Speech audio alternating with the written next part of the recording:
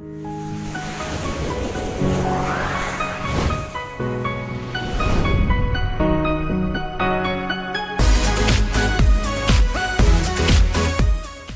Friends, बहुत बहुत स्वागत है आपका मेरे चैनल मिस्टिक में। आशा करता हूँ आप सब मज़े में होंगे। दोस्तों, आज जो हमारा टॉपिक ऑफ डिस्कशन है वो एक सत्यान्वेषी जो सत्य की तलाश में है उसको बहुत ही रोचक लगेगा।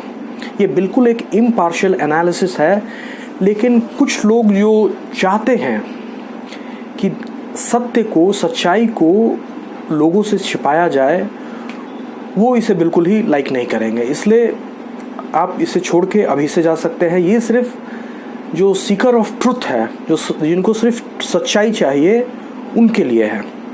तो दोस्तों, आज जो हमारा टॉपिक ऑफ डिस्कशन वो ये है कि इस्लाम और हिंदुइज्म में क्या समानताएं हैं। पहली बात तो ये है दोस्तों, इस्लाम मानता है सब कुछ खुदा का है।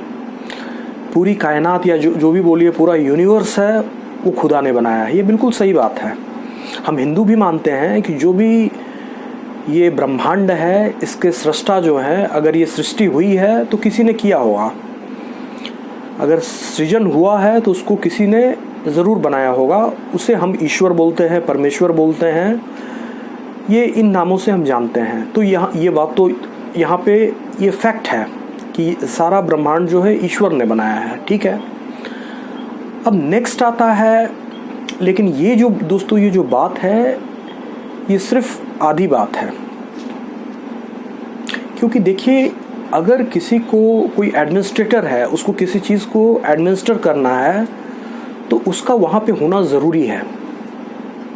अगर सपोज़ करिए आप कोई एग्जामिनेशन दे रहे हैं, वहाँ पे बहुत सारे बच्चे हैं, ऐसे ही कोई एग्जामिनेशन नहीं देता है। वहाँ पे एक टीचर या कोई होता है जो सुपरवाइज करता है, कोई चोरी तो नहीं कर रहा है या फिर सब कुछ फेयर तो हो रहा है, ये ज़रूरी है। तो इसका मतलब जो एडमिनिस्ट्रेटर है उसको वहाँ पे प्रेजेंट होना ज़रूरी है, तभी वो एडमिनिस्टर कर पाएगा। तो कृष्ण भगवान ने भी गीता में बोला है, क्या बोला है कि पूरे ब्रह्मांड को मैंने अपने योग शक्ति के एक अंश मात्र से धारण करके रखा है। वो पूरा ब्रह्मांड जो है वो सब मेरे अंदर है और मैं उसके अंदर हूँ, फिर भी वो मुझसे पृथा है। देखिए, यहाँ पे ये बात जो है सारे लोग को समझ में नहीं भी आ सकता है। भगवान बोल रहे हैं कि सारा जो ब्रह्मांड है वो मैंने सृजन किया है, वो मेरे अंदर है और मैं उसके अंदर हूँ, फिर भी मेरी ईश्वरीय योग शक्ति को देख कि मैं उससे बिल्कुल अलग हूँ। फिर कोई डाउट ना हो, इसको समझाने के लिए कृष्ण भगवान बोलते हैं, जैसे आकाश में विचरता महान वायु आकाश से ही उत्पन्न है, फिर भी आकाश में नहीं है, इसको ऐसे समझ। तो अब इस डॉक्ट्राइन का ये जो फिलॉसफी है कि सब कुछ खुदा का है, तो ठीक है, आप एक भगवान को मान रहे हैं, एक हायर पावर को मान रहे हैं, लेकिन यहाँ पे फैक्ट ये हो जाता है कि आप कोई ऐसा तरीका निकालना चाहते हैं जिससे एक आपके अवचेतन मन में चीज़ों के प्रति को भोगने का एक प्रवृत्ति आता है। आप चीज़ों को भोग्य वस्तु मानने लगते हैं। और ये कितना सही है कितना गलत है मुझे नहीं मालूम है, लेकिन बहुत लोगों के रिलीजियस बुक में लिखा हुआ है, इसको मार के खाओ, उसको मार के खाओ। ये सारी चीज़ भगवान ने आपके खाने के लिए बनाया है, जो कि बिल्कुल गलत है। अगर कहीं सूखा पड़ जाए या फिर बहुत किसी तरीका का संकट आ जाए, अन्न नहीं लोगों के पास है, इन दैट केस मांसाहार के बारे में बोला गया है, दैट टू सिर्फ प्राण बचाने के लिए, उसको अपने टेस्ट बर्ड्स को सेटिस्फाई करने के लिए नहीं। पहली बात। दूसरा बात, इवन देखिए हमारे यहाँ हिंदुइज्म में अघोरी साधु होते हैं, लेकिन कुत्ते का और गाय का, गऊ का मांस वो लोग नहीं खाते हैं, कभी नहीं। जो गऊ है वो पूरे विश्व की माता है, हमारा जीनोम सिमिलर है। माता है इन द सेंस, देखिए साइंटिफिकली इसको देखा जाए, आप किसी भी साइंटिस्ट से पूछिए कि एक काऊ जो है और हमारे जीनोम में कितना सिमिलैरिटी है। दूसरा बात जो आप इसको एनालाइज करना चाहेंगे वो ये है, काऊ मिल्क और मदर मिल्क में कितना सिमिलैरिटी है, वो भी आप देखिए। तो और जो भावनात्मक रूप से होता है, ऐसा मैंने अपने आंखों से देखा है। घर में कोई व्यक्ति की मृत्यु हो जाती है और गाय जो है गौशाला में है, सारे लोग रोते हैं, उसके आंख से भी आंसू निकलता है।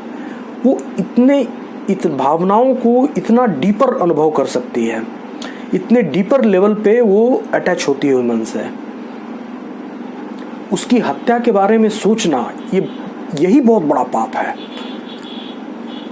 जब तक गो हत्या होगा ये विश्व में शांति कभी रह ही नहीं सकती है।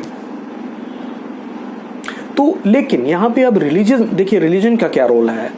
अगर कोई बुक आपको ये बता दे कि भाई ये सारे चीज खाने के लिए बने हैं, नो नो नो नो, खाने के लिए भगवान ने अन्न बनाया है, फल बनाई है, हरी सब्जियां हैं, दूध है, और सारे जीवों के आपने क्या मान लिया कि सबको खुदा ने बनाया है। इवन बहुत लोगों का ये मानना है कि जानवरों में आत्मा ही नहीं होता है, रूह नहीं होती है। वो जानवर जो है आपके भोग्य वस्तु नहीं है, उनका कर्म ऐसा था कि वो भोग योनि में भगवान ने उनको रखा है, बट इट डजंट मीन कि वो आपके भोगने के लिए हैं, वो आपका आहार है, कभी नहीं। दूसरा बात है, अगर आप मान लेंगे कि भगवान जो है, ईश्वर है, अल्लाह है, उस जानवर के अंदर भी है, जैसे आपके अंदर रूह है, जो भी है, आत्मा है, वो उस अल्लाह का, भगवान का, ईश्वर का पार्ट है, और वही चिंगारी जो है उस जानवर के अंदर भी है। इसका मतलब है जब वो दुख पाता है तो उसकी रूह दुख पाती है, और रूह दुख पाती है तो अल्लाह भी दुख पाते हैं, या भगवान, जो आपको बोलना है, नाम से कोई मतलब नहीं है, जो बोल लीजिए। तो अब देखिए कितना बड़ा ये बात जो है।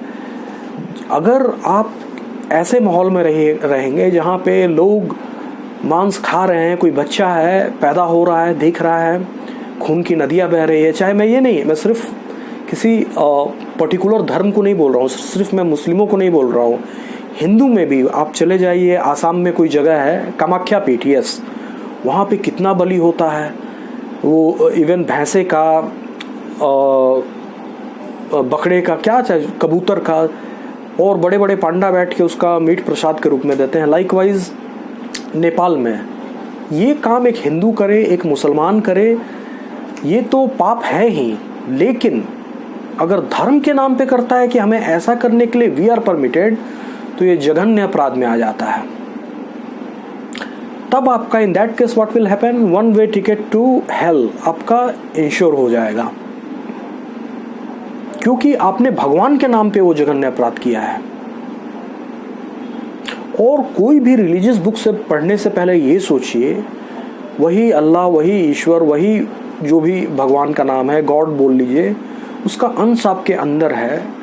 उसी अंश को, जो आत्मा है, उसके कल्याण के लिए सारा वेद शास्त्र, पुराण, जो भी रिलीजियस बुक है, उसको लिखा गया है। और वो डायरेक्ट आपको, आपके सामने आपको सही और गलत बता रहा है। तो कोई भी चीज़ जो है उसके बाद ही उसका रिकमेंडेशन है, वो सोल के बराबर हो ही नहीं सकता है। उसका जो नॉलेज है वो सुप्रीम है, वो अनंत काल से, अनादि काल से ईश्वर का दास है, वो बिल्कुल शुद्ध है, वो कभी भी ऑडल्टरेटेड ओपिनियन देगा ही नहीं। समय बदलेगा, लोगों का पंथ बदलेगा, मत बदलेगा, विश्वास बदलेगा, पूजा पाठ करने का पद्धति बदलेगा, लेकिन सोल का नेचर कभी बदलेगा ही नहीं। बस इतना समझना है, इसको बारीकी से समझिए। हमारे एक इरफान भाई जो हैं, जो अब मर गए, वो एक इंडिया के बहुत बड़े एक्टर थे, फिल्म एक्टर थे।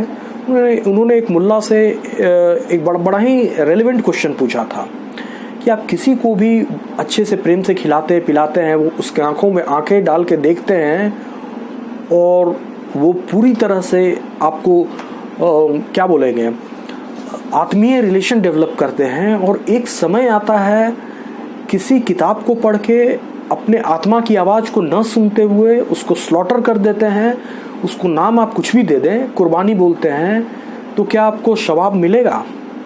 और वो मुल्ला बोल रहा है बिल्कुल मिलेगा, स्पेसिफिक। अब बताइए, अगर कोई जो है आपको माँ की तरह पालन कर रही है, दूध दे रही है, इवन ये तो सेपरेट एक इशू हो जाएगा। अब अभी जो है इस पे रिसर्च पूरा ये कंक्लूजन पे आ गया है, गोमूत्र जो है, गौ माता का कोई सा भी, उनका काउडंग केक होता है, उनका जो वेस्ट होता है, गोमूत्र होता है, ये हिंदुइज्म फेथ में बता रहा हूँ, आप लॉजिकली देखिए, वो हर तरीक़ा से आपका भलाई करती हैं। उनके बारे में बुरा विचारना भी विनाश को न्योता देना है। तो हमारे एक मुसलमान भाई हैं, वो एक बहुत अच्छे मुस्लिम बन सकते हैं। इन चीज़ों पे विचार करिए, ये सही, आपका आत्मा क्या बोलता है, ये सही है या गलत है। इसी को हमारे अंडरस्टैंडिंग को रीइंफोर्स करने के लिए, उसको और अच्छे से समझने के लिए, अगर कोई ये सारे जो रिलीजियस बुक्स हैं, स्क्रिप्चर्स हैं, वो भगवान की तरफ से आए हैं, ये परम सत्य है, इस बात को ना भूलें।